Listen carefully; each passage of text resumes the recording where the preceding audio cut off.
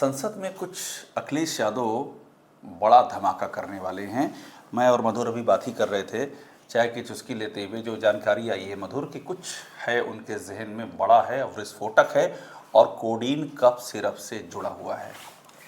तो फिर उत्तर प्रदेश में जो सबसे ज्यादा ट्रेंडिंग चल रहा है और खास तौर पर ये एक ऐसा टॉपिक है, मैं फिर कह रहा हूं कि समाजवादी पार्टी के जिस भी सांसद को बोलने के लिए जरा सा भी वक्त मिला है, चाहे वो धर्मेंद्र यादव हो और चाहे प्रिया सरोज ही क्यों ना हो, उन्होंने इस टॉपिक को छुआ ही नहीं है, कलई खोल कर रख दी है। और अब जब समाजवादी पार्टी के चीफ बोलेंगे तो क्या क्या बोलेंगे और उनके पास जो डॉक्यूमेंटेड होगा उसमें क्या क्या बातें लिखी होंगी, ये सब आपको बताएंगे अभिषेक उपाध्याय जी, क्योंकि इस खबर को सबसे बारीकी से किसी ने फॉलो किया है तो इन्होंने। लेकिन उसके पहले जरा देख लेते हैं कि बाकी लोग जो फॉलो कर रहे हैं कहां तक पहुंचे हैं। एसआईटी करेगी जहरीली कफ सिरप मामले की जांच, ड्रग माफियाओं के खिलाफ 128 एफआईआर दर्ज।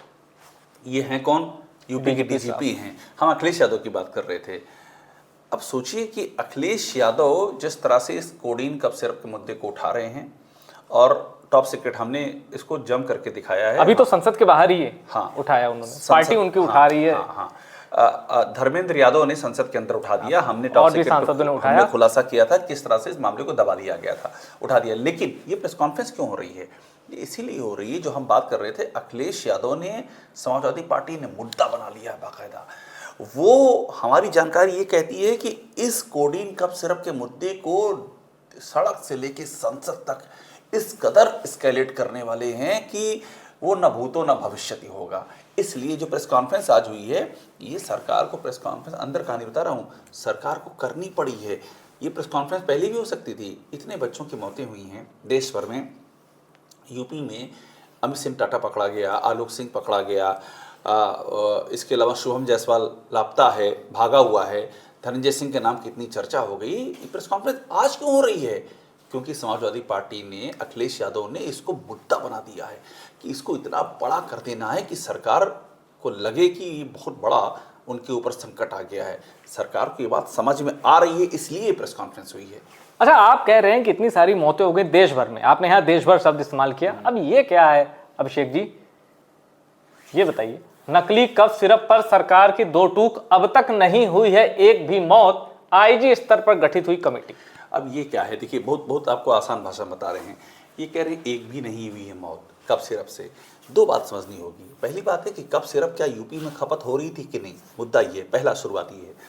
100% जानकारी है कि यूपी में, मैंने एक स्टोरी की थी कि एक सीक्रेट नोट गया है यूपी सरकार से, केंद्र महाविस्फोट। हाँ, महाविस्फोट। उसमें बाकायदा लिखा हुआ है, लखनऊ का जिक्र है, सीतापुर है, लखनऊ है, बनारस है, उधर पश्चिम में सहारनपुर है, इन तमाम ज़िलों का जिक्र है। और इतने सारे ज़िलों से ये कफ सिरप की जो शीशियाँ हैं, सोनभद्र में शीशी पकड़ी गई है, गाज़ियाबाद में पकड़ी गई है, इतनी जगहों पर शीशियाँ आ जा रही हैं। सवाल ये है कि आप छोटे बच्चे पी रहे हैं इस कफ सिरप को, उनकी मौत हो रही है इस कफ सिरप से, देश भर में हो रही है। आप कह रहे हैं कि यूपी में किसी की मौत नहीं हुई, ये आप कह रहे हैं, ये आपका दावा है किसी की मौत नहीं हुई है। मेरा सवाल ये है कि जैसे अब औरैया का एक मामला सामने आया, अभी 2 दिन पहले औरैया में एक बच्चे की मौत हो गई कफ सिरप पीने से। आपने कह दिया कि वो मध्य प्रदेश की सिरप से हुई है। वो बच्चा कहाँ पर रह रहा था? औरैया में। औरैया कहाँ पड़ता है? यूपी में पड़ता है। तो मौत तो हुई ना यूपी में। बस ये हुआ कि आप कह रहे हैं कि भाई वो कफ सिरप जो पिया है उसको मध्य प्रदेश की बनी कफ सिरप थी। अरे हम कहते हैं मध्य प्रदेश की नहीं, वो वियतनाम की बनी हुई थी। आप मान लीजिए वो अंगोला, युगांडा और अफ्रीका की बनी हुई थी। वो आपके प्रदेश में आई कैसे? औरैया तक कैसे पहुंच गई? यानी इसके ऊपर स्टार लगना चाहिए क्या? वो जो लिख के आता है कि नियम और शर्तें लागू। हाँ, नियम और शर्तें लागू हैं भाई। ये मौत तो हुई है औरैया में, मौत हुई है औरैया में। बस फर्क ये है कि वो कहते हैं कि मध्य प्रदेश से बनी हुई सिरप थी। अरे हम कहते हैं बात वही है। वो सिरप आपके यहाँ आ रही है, आप उसको रोक नहीं पा रहे हो। औषधि प्रशासन विभाग जिसकी जिम्मेदारी है, उसका मंत्री कौन है? ये इनका मंत्रालय है। वो ये रोक नहीं पा रहे हैं। इतनी सारी खेपें पकड़ी जा रही हैं यहाँ पर। कहाँ से आ रही है कफ सिरप? आप कह रहे हो मौत नहीं हुई है। इतनी जो कफ सिरप आप पकड़ रहे हो, चूंकि आप शोर मचाया, अब हल्ला मचा हुआ है। आप सुशांत जो सिटी है, गोल्फ सिटी है लखनऊ, वहाँ मुकदमा दर्ज कर रहे हो। आप रामपुर में पकड़ रहे हो, खबर छप रही है रामपुर में पकड़ी गई कि 10 लाख से ऊपर शीशी रामपुर पकड़ी गई है। 28 जिलों के 128 मेडिकल स्टोर पर एफआईआर। ये एफआईआर किस लिए की है? ये एफआईआर इसलिए की है क्योंकि ये जो 28 जिलों के 128 मेडिकल स्टोर हैं, ये इसी कोडीन, ये जो नशे का जहर का कारोबार, ये उसमें लिप्त थे। ये आपके जिले हैं, आप कह रहे हो यहाँ कुछ नहीं हुआ है। एक और खबर है, कफ सिरप का काला कारोबार, एसआईटी ने वाराणसी में बड़ी कार्रवाई, 2 दवा कारोबारी गिरफ्तार, शुभम जायसवाल अब भी फरार। तो ये है ताजा अपडेट। लेकिन मुद्दे पे आते हैं, संसद में ये सब जाने वाला है, ये सारे जो मैंने दिखाए यहाँ, ये संसद में जाने वाले हैं ना। इससे बड़ा जाने वाला है, मैं बता रहा हूँ आपको। मेरी जानकारी कहती है मधुर, संसद में अखिलेश यादव, वो जो कहते हैं ना 1 डिस्ट्रिक्ट 1 माफिया, जो अखिलेश यादव प्रेस कॉन्फ्रेंस में था, अखिलेश यादव ये मुमकिन है कि वो पूरी लिस्ट खोल दें कि इन किन किन जिलों में कौन कौन माफिया है। जो आपका जो अपना सेटअप है या स्वजाति जो आरोप लगता है, आप और इस कोडिंग कप सिर्फ से कौन किसके किसके नाम जुड़े हुए, उन पर आप क्या कर रहे हैं। दो चांसेस हैं। एक तो ये कि अखिलेश यादव उनका नाम ले लेंगे, और जैसे उन्होंने प्रेस कॉन्फ्रेंस में कहा था जौनपुर माफिया नंबर 1, याद है आपको, उन्होंने कह दिया था, सब समझ गए इशारा क्या है। ऐसे ही वो जिले वाइज इशारा कर सकते हैं। ये बड़ा मामला होगा, और ये बीजेपी के लिए, केंद्र सरकार के लिए भी एम्बेरसमेंट होगा, बड़ा एम्बेरसमेंट होगा कि विपक्ष का नेता, विपक्ष का मतलब ये हुआ कि तीसरी सबसे बड़ी पार्टी का नेता, विपक्ष का नेता तो राहुल गांधी है, विपक्ष के नेता तो हैं, हाँ, तो विपक्ष के नेता हैं, बिल्कुल ठीक कर रहे हैं, एलओपी नहीं पर विपक्ष में तो ही हैं। तो वो अगर संसद में चिट्ठा खोलने पे आमादा हो जाएगा कि इस जिले में ये माफिया, इस जिले में ये माफिया, इतने मुकदमे, इस मामले से इतना कनेक्शन, कोडीन कप सिरप में फलाना पकड़ा गया, तस्वीर किसके साथ, वो रहता कहाँ है, उसको संरक्षण कौन देता है, उसके घर आसपास किसके हैं। अगर ये सब खोलना शुरू कर दिया तो सरकार क्या कहेगी? क्या कहेगी कि नहीं नहीं नहीं ये माफिया नहीं है? कह पाएगी? क्योंकि इतने एफआईआर हैं पीछे जिन पे आरोप लग रहे हैं, इतने सारे एफआईआर हैं, इतने गंभीर मामले हैं, और आपने वहाँ तो अरेस्ट नहीं किया, आपने वहाँ तो पूछताछ भी नहीं की, वहाँ बुलडोजर नहीं चला, वहाँ इनकाउंटर नहीं हुआ, वहाँ कुछ नहीं हुआ। क्यों नहीं हुआ? सवाल उठेगा ना। और मेरी जानकारी ये कहती है कि अखिलेश यादव सिलसिलेवार तरीके से ये डेटा रख सकते हैं। वो जो कहते हैं ना 1 डिस्ट्रिक्ट, उन्होंने उस दिन प्रेस कॉन्फ्रेंस लखनऊ में की, मधुर सिर्फ एक नाम लिया, माफिया नंबर 1 जौनपुर, बस वहीं रुक गए ना। लेकिन वो क्या कहते हैं 1 एक जिला एक माफिया, ODOM, हाँ, 1 डिस्ट्रिक्ट 1 यूपी में माफिया। कितने जिले हैं? अब आप जोड़ दीजिए, तो है ना उनके पास वो लिस्ट। इसकी संभावना है उसके कुछ नाम वो पढ़ दें या वो क्लियर इशारा कर दें, वो एक बड़ी चीज होगी। वो अगर होता है, हमारी जानकारी है कि हो सकता है, हो सकता होगा ही होगा। वो अगर हुआ तो वो एक केंद्र सरकार के लिए भी एम्बेरसमेंट होगा कि आप बात करते हो लॉ एंड ऑर्डर की, ठीक है ना, आप कहते हो लॉ एंड ऑर्डर सबसे बड़ी मजबूत आपकी वो है, कैपिटल है, पूंजी है, और आलम ये है कि जात विशेष की माफियाओं पर कोई बोलने को तैयार नहीं है, कोई उन पर एक्शन नहीं हो, सबको दिख रहा है एक्शन नहीं है। और अगर उन्होंने दूसरा पक्ष रख दिया कि दूसरी जात में आपने क्या किया है, भाई मंगेश यादव का एनकाउंटर किया ना आपने, आज भी विवादों में घिरा हुआ है, कर दिया आपने एनकाउंटर मंगेश यादव का कि एक सर्राफा बाजार में लूट हुई थी, मंगेश यादव का नाम था, आपने एनकाउंटर कर दिया। अब किसी ने सीसीटीवी में तो चेहरा ढका हुआ था, कौन था? मंगेश यादव था, आपका इंटेलिजेंस है, आपने कहा वो था, आपने एनकाउंटर कर दिया। सवाल ये उठा, यहाँ तो सब क्लियर है ना, ये कैसे अमित सिंह टाटा आराम से गिरफ्तारी हो जा रही है, एसटीएफ का बर्खास्त सिपाही आलोक सिंह पलासियो मॉल के पास से गिरफ्तारी हो जा रही है, 7 मुल्कों की पुलिस तलाश रही है, अगर अमिताभ बच्चन की फिल्म की भाषा में कहें, वो मॉल के पास से गिरफ्तार हो रहा है। अमित सिंह टाटा, आलोक सिंह, इन सब के लिए कहीं कोई सिस्टम नहीं है ऐसा कि जहां पर उनको ये डर हो कि कहीं इनकाउंटर ना हो जाए। हमारे घर पे आलोक सिंह का घर का हमने तस्वीर दिखाई, क्या आलीशान घर बनाया है लखनऊ में आलोक सिंह। एक बर्खास्त सिपाही के पास इतना पैसा कहाँ से आया? आप जांच करते, बुलडोजर चलवा देते उस घर पर, तो आपका बुलडोजर का तेल खत्म हो जाता है वहाँ जाने में। तो ये अखिलेश यादव सिलसिलेवार तरीके से रख सकते हैं, और ये एम्बेरसमेंट होगा। लखनऊ में तो देखिए, यूपी में तो लोग जानते हैं कि योगी आदित्यनाथ क्या कर रहे हैं, वो किसी को डाउट नहीं रह गया है। गली गली में चर्चा है कि भैया एक जात के माफिया या कोई हो, उस पर इनका कोई एक्शन, ये सबको सुन पर दिल्ली के लिए तो बड़ा नुकसान होगा ना, उनकी छवि खराब होगी कि आपके राज्य में क्या हो रहा है। आपको वोट तो हर जात का मिला है ना, आप जो इतनी सीटें पाए हैं राज्य में और संसदीय क्षेत्र में। बनारस का मामला है, आप देखिए 2024 में क्या हुआ था, पीएम का जीत का मार्जिन कहाँ चला गया था, 1.5 लाख कहाँ से कहाँ गिरा था। अरे यहाँ तक गिर गया कि अजय राय कहते हैं कि चुनाव में जीता हुआ था। मैं जीता हूँ, मेरे ख्याल से उन्होंने शपथ कुछ ऐसे ली ना, उन्होंने कहा कि मैं जीता हुआ था, मुझे जानबूझ कर हरवाया गया। उन्होंने शायद कुछ बतौर जीते हुए सांसद कुछ उन्होंने कर भी दिया, मुझे एक जानकारी परिक्रमा कर दी, कुछ ऐसा उन्होंने किया कि मैं ही सांसद हूँ, सम्मान सब करवाया उन्होंने अपना कि मैं ही जीता हुआ हूँ। तो पीएम को नुकसान झेलना पड़ गया।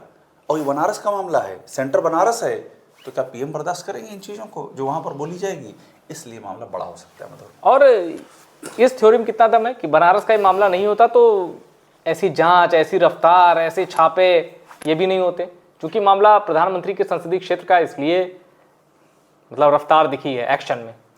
देखिए ये थ्योरी बेबुनियाद तो नहीं है, फैक्ट है, क्योंकि ऐसा नहीं है कि पहली बार योगी आदित्यनाथ पे आरोप लगाओ कि आप एक जात विशेष के माफिया पे आप कुछ नहीं करते हैं, पहली बार तो नहीं लगा है भाई। अवैध खनन का मामला आया ना सामने, सीएजी रिपोर्ट में भी आया।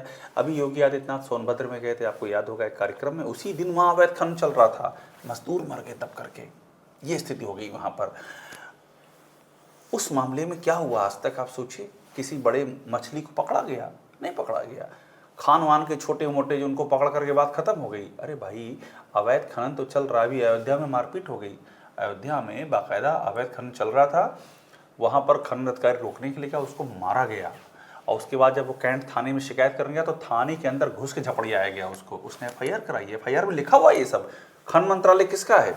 इन्हीं का है, योगी आदित्यनाथ का है। तो इतनी सारी अवैध खनन चल रही हैं, अवैध खनन में कौन है नाम? आप सोनभद्र में कौन है, चंदौली में कौन है, बनारस से लेकर के और जौनपुर और कहाँ कहाँ कौन है? ये सवाल तो उठ रहा है ना, योगी आदित्यनाथ क्यों नहीं एक्शन लेते हैं? तो यूपी में तो ये चीज़ चर्चाए आम है, लेकिन ये चर्चाए आम जब संसद में चर्चाए आम होगी तो सरकार के लिए भद्द पिटने वाली स्थिति होगी। और ये आप ठीक कह रहे हैं, बनारस का इसलिए सेंसिटिव भी है। और ये बताइए, पेपर लीक हो गया, उन्नत जाति शिक्षकों की भर्ती का मामला हो गया, मैं ये भी मान सकता हूँ कि जाति के आधार पर चलिए भेदभाव हो गया, क्या इन मुद्दों से ज़्यादा रेजोनेंस इसमें, इस मुद्दे में संसद के अंदर जब ये मुद्दा समाजवादी पार्टी या उसके चीफ उठाएंगे तो आपको लगता है कि इसके अंदर मतलब चूल्हे हिला देने वाला इम्पैक्ट है? 100% है। क्यों है मैं समझा देता हूँ।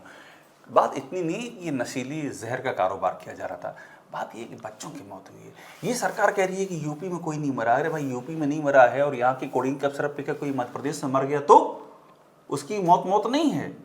भाई आप ये तो मान रहे हो कि नशे का कारोबार हो रहा था, अगर वो नहीं मान रहे होते, अगर वो नशे कारोबार नहीं हो रहा होता तो ये कार्रवाई क्यों की आपने? 2 दवा कारोबारी गिरफ्तार क्यों किया आपने? क्या ये अपनी शादी में, अपने बच्चों शादी में हर्ष फायरिंग कर रहे थे, आपने गिरफ्तार कर लिया? हो रहा था ना काम। ये 128 एफआईआर किस बात की दर्ज की है?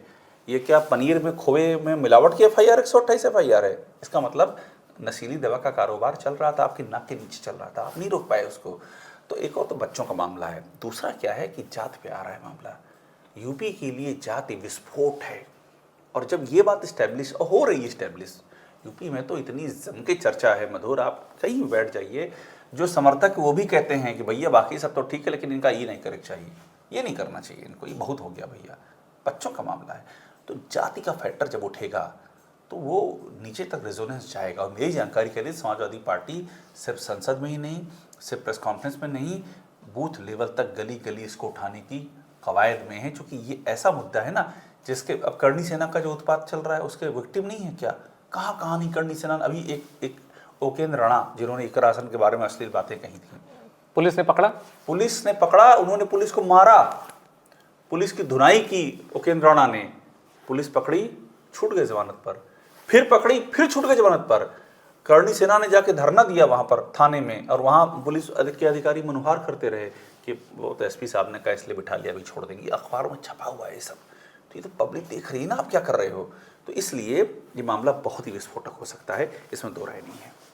और जाते जाते बस एक आपसे उस पर चर्चा, एक जो सपा के प्रवक्ता और बीजेपी के प्रवक्ता, तो वो भी एक जातिवार छिड़ गया था। बिल्कुल वो छिड़ गया था, और उसके बाद वो समाजवादी पार्टी के लिए डैमेजिंग था, इसमें दो राय नहीं। बस एक चाहता हूँ, ये यादव वर्सेस ठाकुर, ये नैरेटिव क्या क्रिएट किया जा रहा है, या इसको क्रिएट करने से किसी को फायदा है, और फायदा है तो किसको? देखिए मेरा ये मानना है और कि यादव वर्सेस ठाकुर का अगर नैरेटिव होगा भी, बाय द वे होगा भी, तो ये नैरेटिव नुकसानदायक, ये फायदेमंद नहीं हो सकता है। नैरेटिव ये फायदेमंद हो सकता है जो कि फैक्ट है कि ये सरकार एक जात की सरकार है, तो एक जात बनाम सब हो जाएगा ना। फिर ठाकुर बनाम यादव का मुद्दा रिजोनेट नहीं करेगा, क्योंकि भाई ठाकुर भी इस सरकार में ठाकुर दबंग है, फिर आरोप लगे उस सरकार में यादव दबंग थे। तो ये इसीलिए आप देखिए, ये अखिलेश यादव लगातार 2017 के बाद से सावधानी बरत रहे हैं। 2019 में उन्होंने कितने को टिकट दिया था यादवों को, और 2024 में कितनों को दिया था, आप देख सकते हैं संख्या घटाते जा रहे हैं लगातार। अदर यादव ओबीसी पर वो ज़्यादा फोकस कर रहे हैं। कुर्मी 7 जीत गए, सांसद 7 जीत गए, मेरे ख्याल से 11 को दिया था उन्होंने, और उसमें से 7 जीत गए उनके कुर्मी सांसद, 7 कुर्मी सांसद, मतलब उनके यादव से ज़्यादा सांसद कुर्मी हैं उनके आज की तारीख में। तो भाई यादव तो 5 उनके हुए ना, और कुर्मी हैं 7, तो इसलिए और उनके प्रवक्ताओं के भी सुर बदले हैं उसके बाद से। आप देखिए ना, किसको लेकर? मनोज, यही जो ठाकुर बनाम यादव का चला था, मनोज यादव का आज आया, वो एक मंदिर गए, उन्होंने वो तस्वीर डाल दी, मनोज यादव जिनसे पंगा हुआ था एसएन सिंह का, ठीक है ना। तो उसको थोड़ा सा ये समाजवादी पार्टी इन सब चीज़ों से बचने की कोशिश में है कि भाई यादव एजेंडा मत बनाओ, पीडीए बनाम ठाकुर वो ठीक है, पर यादव बनाम ठाकुर नहीं होना चाहिए। ठीक है। और आखिरी सवाल, ये जो अभी चर्चा के दौरान आप कह रहे थे कि बीएसपी की सरकार जो गई थी उसमें एनआरएचएम एक बड़ी वजह थी, बहुत बड़ी वजह थी। तो क्या आप इस मुद्दे को उससे जोड़ रहे हैं या ये कुछ भी नहीं है, ये मुद्दा नहीं, ऐसा लगता है कि ये भी एनआरएचएम की शेप में जा रहा है। देखिए फैक्ट है, एनआरएचएम में भी वही हुआ था कि एक के बाद एक सीएमओ की मौतें हो रही थी, यहाँ मासूम बच्चों की मौतें हो रही। सरकार कह रही है हमारे यहाँ नहीं हुई, यार तुम्हारे यहाँ नहीं हुई हैं, कहीं भी हुई हों भाई। बच्चे तो मरे हैं अफ्रीका में भी, सेंट्रल एशिया में मरे हैं बच्चे इंडियन मेड कप सिरप से। कौन सी कप सिरप आपकी थी, कौन सी एमपी की थी, कौन सी राजस्थान की थी, ये तो जांच में आ जाएगा। सवाल ये कि आपके यहाँ ये जो हम बार ये 128 FIR जो दर्ज की ड्रग माफियाओं के खिलाफ, ये ड्रग माफिया क्या तस्करी कर रहे थे? ये बनारस की मिठाई स्मगलिंग कर रहे थे क्या नेपाल में खिलाने के लिए? ये नशीली जहर की दवाएं कर रहे थे। ये आपने की कार्रवाई, मजबूर हुए आप करने के लिए, इतना शोर मचाया बच्चों की मौत के बाद। तो एनआरएचएम जैसा ये भयावह है, और इसलिए भी है, तब भी आरोप लगा था कि सरकार बचा रही है, बहुत बाद में उसमें एक्शन लिया, बहन जी ने एक्शन लिया। यहाँ भी है यार, वहाँ तो एक्शन ले लिया था बहन जी ने, हटा दिया था पार्टी से जो आरोपी थे, यहाँ तो वो भी नहीं हो रहा, यहाँ तो पूछताछ तक नहीं हो रही है। तो ये इसका स्केल एनआरएचएम से वाकई बड़ा है। तो ये थी चर्चा कि ये जो है ताबड़तोड़ 128 FIR दर्ज कर रहे हैं, और एक तरफ ये भी कह रहे हैं अब तक नहीं हुई एक भी मौत, चीजें मैच नहीं कर रही।